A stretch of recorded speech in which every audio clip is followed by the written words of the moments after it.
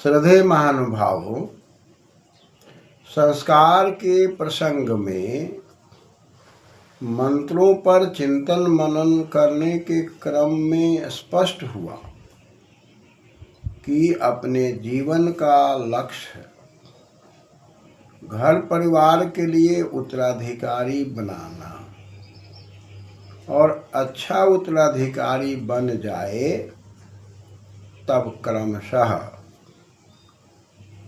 ये जो हमारी अवस्था है, ब्रह्मचर्य अवस्था, गृहस्थ अवस्था, वानप्रस्थ और संन्यास, ये कोई दिखावे की अवस्था नहीं है। शरीर के अंदर की उन्नति करते हुए आत्मा की उन्नति की ओर क्रमशः जाना है। शरीर को, मन को ठीक प्रकार संयमित करके ज्ञान विज्ञान से युक्त होकर ब्रह्मचर्य की अवस्था से गृहस्थ में जाना, गृहस्थ की अवस्था से धीरे धीरे उत्तराधिकारी को बनाकर पुनः खोई हुई शक्तियों को अर्जन करना और पुनः संन्यासति संन्यास। पुत्रैष्णा वितैष्णा लोकैष्णा त्यक्त्वा संन्यासं गच्छ। मन की अवस्था को ठीक करके पुत्र की ऐष्णा से, धन की ऐष्णा से, लोक की ऐष्णा से अलग हटकर परम तत्व की ओर, धर्म अर्थ काम मोक्ष की ओर जाना। तो इतने बड़े उद्देश्य को पूरा करने के लिए जब हम संतति को बढ़िया बना देते हैं तब आगे बढ़ना बड़ा आसान हो जाता है। इसलिए सुप्रजा, प्रजा भी, प्रजाओं में भी अच्छी प्रजा, प्रखरता, ज्ञान कौशल, आत्म कौशल की बुनियादी अवस्था को ठीक कर देना और सुवीर, वीरों, वीरों में कांति से युक्त, मेधा से युक्त संतति की व्यवस्था करके पुनः हम आगे की प्रक्रिया में जाना चाहते हैं। लेकिन इसके अंदर दो बातें आती है। एक तो ज्ञान की बात आती है और दूसरी बात उत्तराधिकारी की आती है। ज्ञान विज्ञान भक्ति से तो आगे बढ़ना ही है, लेकिन इसी क्रम में एक अच्छी संतति को उत्तराधिकारी बनाने की बात आती है। इसके लिए मंत्र पर यदि विचार करते हैं तो एक मंत्र आता है, मम प्रतेते हृदयं दधामि मम चित्तम अनुचितम ते अस्तु मम वाचम एक मना जुषस्व प्रजापतिष्वानुनक्तु मह्यम्। पुनः इसी मंत्र में, मम व्रतेते हृदयं ददामि मम चित्तम अनुचितम ते अस्तु मम वाचम एक मना जुषस्व बृहस्पतिष्वानुनक्तु मह्यम्। मंत्र में केवल प्रजापति और बृहस्पति दो शब्द की भिन्नता दिखाई पड़ती है। विवाह संस्कार के अंदर भी ये मंत्र पढ़े जाते हैं, वहाँ प्रजापतिष्ठा की बात कही जाती है, और उपनयन संस्कार के अंदर भी ये मंत्र पढ़े जाते हैं, वहाँ पर बृहस्पतिष्ठा की बात कही जाती है। यानी कि हमें पहले ज्ञान के नज़दीक जाना है। उपनयन, उप माने समझ में, नयन माने ले जाना। ज्ञान के नज़दीक ले जाने के लिए साक्षी कौन है? बृहस्पति। और गृहस्थ में अच्छे उत्तराधिकारी बनाने के लिए कौन सा साक्षी है? प्रजापति।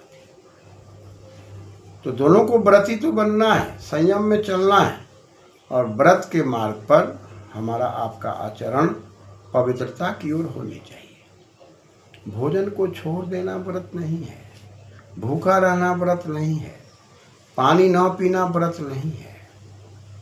व्रत में व्रतते, व्रत व्यवहार कुशल, शरीर को स्वस्थ रखने के लिए भिन्न भिन्न प्रकार के भोज्य पदार्थों को दिए जाते हैं। उन भोज्य पदार्थों में देते देते शरीर की प्रक्रियाओं में कहीं न कहीं मल अवरुद्ध हो जाते हैं। उस मल अवरोध को बंद करने के लिए हम रसाहार में आते हैं, जल में आते हैं, या किसी फल के रस में आते हैं, या दुग्धाहार में आते हैं, या सात्विक भोजन में आते हैं, और चिंतन मनन को सात्विकता की ओर ले जाते हैं, परम तत्व की ओर ले जाते हैं। तो यह व्रत है। सत्य के मार्ग पर जाने के लिए खान पान को सात्विकता की ओर ले जाते हैं तो व्रत है। हिंसा से अलग हटते हैं तो व्रत है। किसी का शोषण नहीं करते हैं तो व्रत है। अतः हम अपने जीवन को जब तक शरीर के मल से अलग नहीं हटा सकते तब तक हम अपने स्तर में चिंतन को ऊंचा नहीं उठा सकते। अतः शरीर के मल को हटाने के लिए सात्विक भोजन, रस आहार या जल आहार या दुग्ध आहार के माध्यम से जो आगे बढ़ते हैं, जिससे कि शरीर के अंदर जो भी तत्व पदार्थ हैं वो सही सही मिल जाए। और कभी कभी शरीर के अंदर गरिष्ठ भोजन करने के चलते शरीर के अंदर जो शिथिलता आ जाती है, आलस पैदा हो जाता है, उसको हटाते रहने के लिए रसाहार की आवश्यकता पड़ती है। ये सब प्रक्रिया करते रहना उपवास की प्रक्रिया है, क्योंकि उपवास में उपसर्ग है, वश धातु, घय प्रत्यय, उपवसति उपवास। जब हम किसी भी चीज़ के नज़दीक बैठ करके उसके बारे में सोचते हैं, उसी प्रकार का व्यवहार करते हैं, तो उपवास है। शरीर कैसे स्वस्थ रहेगा, कैसे हम इसके अंदर के मल अवरोध को खत्म करेंगे, आयुर्वेद क्या कहता है, चिंतन मनन क्या कहता है, ऋतु के अनुसार कौन सा भोजन लेना है, कौन सा भोजन नहीं लेना है, हित भुक रित भुक मित भुक, हितकारक भोजन करना है, ऋतु के अनुसार भोजन करना है और कम भोजन करना है। इन तमाम चीज़ों पर चिंतन मनन करते हुए योगाभ्यास की रीति से जीवन को सार्थक बनाने की ओर योजनाबद्ध क्रमशः बढ़ना। तो एक विद्यार्थी बैठा हुआ है और एक गुरुजी बैठे हुए हैं। गुरुजी को विद्या देना है और शिष्य को विद्या लेनी है। तो दोनों के बीच में एक शब्द आया बृहस्पति, व्री धातु है, वर्धते पाति रक्षति प्रति, बृहस्पति, यानी कि जो ज्ञान विज्ञान को बढ़ा दे और दोनों की रक्षा करे। ज्ञान की रक्षा करने के लिए परमपिता परमात्मा की व्यवस्था में एक को गुरु कहा जा रहा है, एक को शिष्य कहा जा रहा है। शिष्य शिष्टाचार में वह शासन के अंदर है और गुरु धर्म्यान शब्दान गृह्णाति उपदिशति इति वद। धर्मयोग शब्दों को ग्रहण कर रहा है, पुनः अपने शिष्यों को निर्देशित कर रहा है। शिष्यों के निर्देशित करने में, ज्ञान के अनवरत ग्रहण करने में, साधना की व्यवस्था में लगा हुआ व्यक्तित्व, चिंतन मनन में, किसी भी विषय वस्तु की गहन चिंतन मनन में लगा हुआ व्यक्तित्व, वाणी पर संयम व्याकरण के द्वारा करके, शरीर पर संयम आयुर्वेद के द्वारा करके और चित्त पर संयम योग दर्शन के द्वारा करके वह अपने बच्चों में विद्या भरने में लगा हुआ है। ब्रह्मचर्य न आचार्य ब्रह्मचार्य न निचत। ब्रह्मचर्यमय जीवन से आचार्य अपने विद्यार्थी में ब्रह्म की शक्ति, ज्ञान की शक्ति भरने के लिए लगा रहेगा, तभी एक गुरु योग्य शिष्य दे पाएंगे। और जैसे यहाँ पर गुरु की बात कही जा रही है, तो माता भी गुरु है, पिता भी गुरु है, आचार्य भी गुरु है।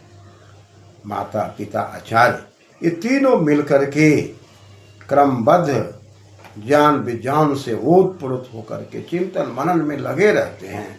एक ही धुन है, एक ही रस है, एक ही पुरुषार्थ है कि हमें उत्तराधिकारी बढ़िया बनाना है, योग्य शिष्य बना देना है, योग्य संतति का निर्माण कर देना है। और इस प्रकार सहानुभूति पूर्वक मंत्रों के आधार पर जीवन को जीने की कला को ये तीनों ग्रहण करते हैं, तब ये मंत्र ध्वनित होता है। ममा व्रते ते हृदयम दधामि।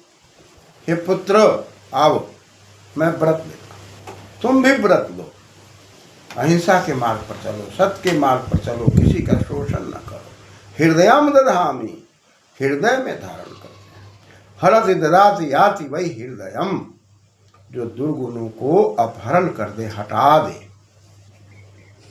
और सद्गुणों को धारण करे, याति और गतिशील हो, उसको हृदय कहते हैं। हर्ट, जहाँ पर हृदय के अंदर माता पिता के हृदय में, आचार्य के हृदय में संतति की रक्षा का भाव और संतति के हृदय में माता पिता आचार्य का भाव, ये तीनों मेरे लिए कल्याणकारक हैं।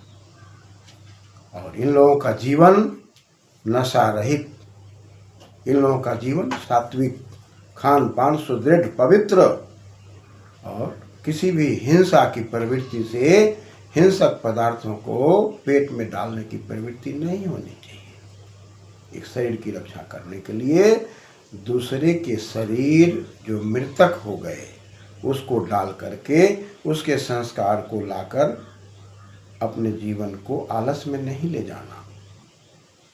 संस्कार को सजग बनाए रखने के लिए, जैसे हमारा शरीर हाड़ मांस का बना हुआ है, दूसरे का भी बना हुआ है। मेरे शरीर के हाड़ मांस से जो विकार उत्पन्न होते हैं, वैसे दूसरे शरीर के भी हाड़ मांस से विकार उत्पन्न होते हैं।